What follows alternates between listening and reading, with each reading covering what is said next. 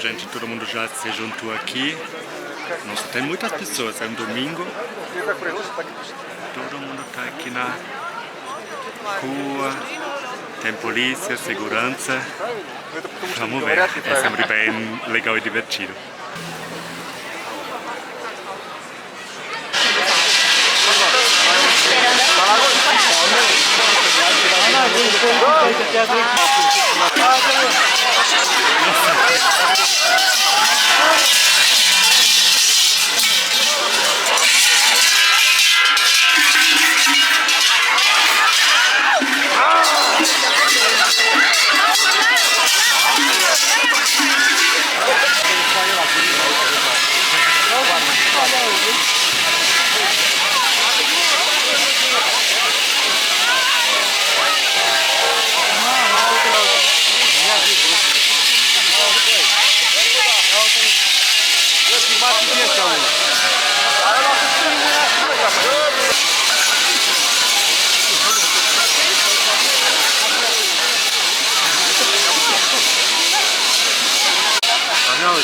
Lá no Brasil.